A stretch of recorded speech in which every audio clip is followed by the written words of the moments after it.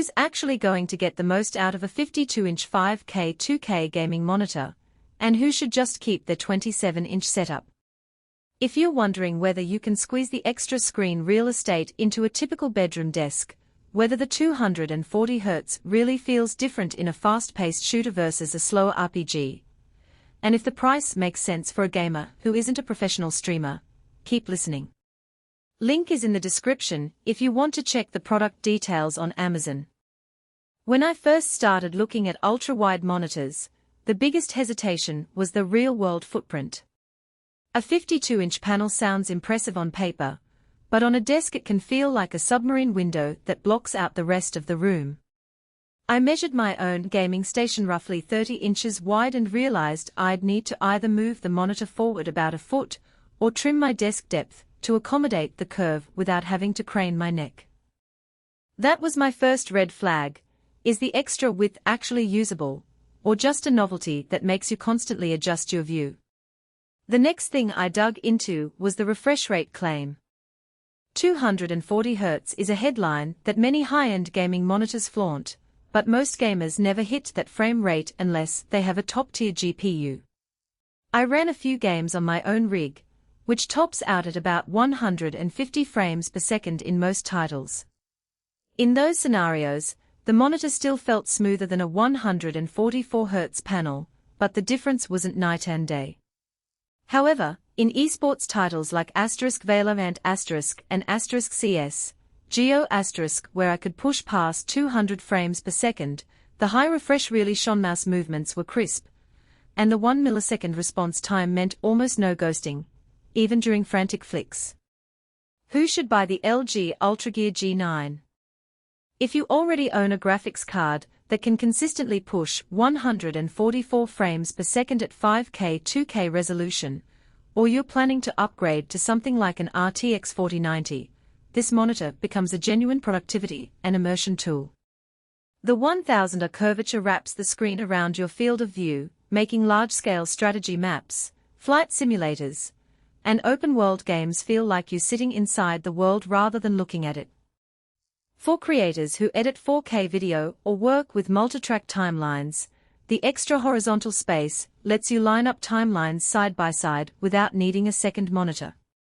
And because the panel supports VESA DisplayHDR 695% DCI-P3 coverage, it's not just a gaming beast, it's also a capable color-accurate canvas for photo work.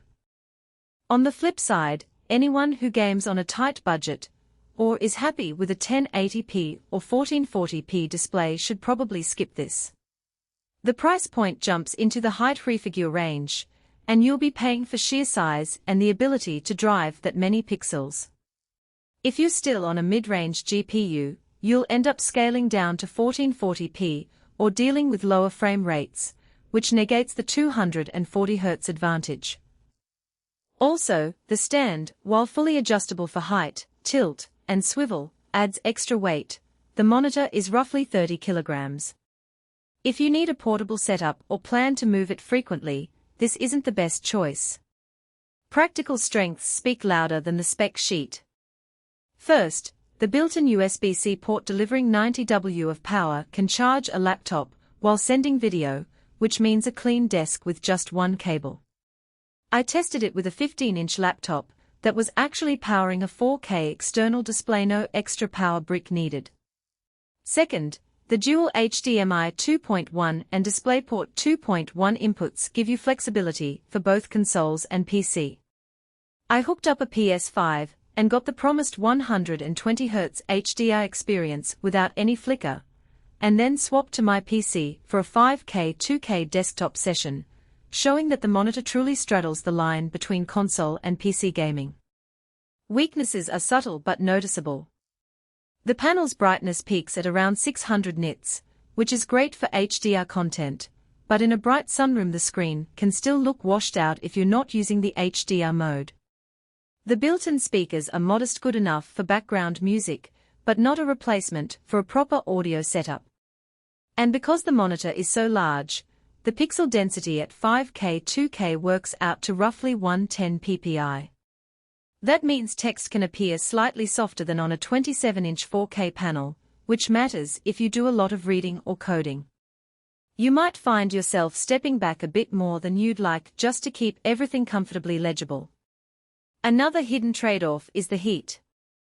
Running at high refresh rates with HDR on can push the panel's internal temperature higher than a typical 27-inch monitor. In my testing, the monitor's fan, which is discreetly hidden in the back, kicked in after a half hour of intense gaming, producing a low hum. It wasn't distracting, but it's something to be aware of if you need absolute silence, like in a shared apartment. From a value perspective, the price is justified if you truly need the extra screen width for simulation, flight, or content creation. The combined curvature, refresh rate, and HDR capability create an experience that's hard to duplicate with multiple smaller monitors without introducing bezel gaps. The one-time investment also future-proofs you, as games and apps continue to support higher resolutions.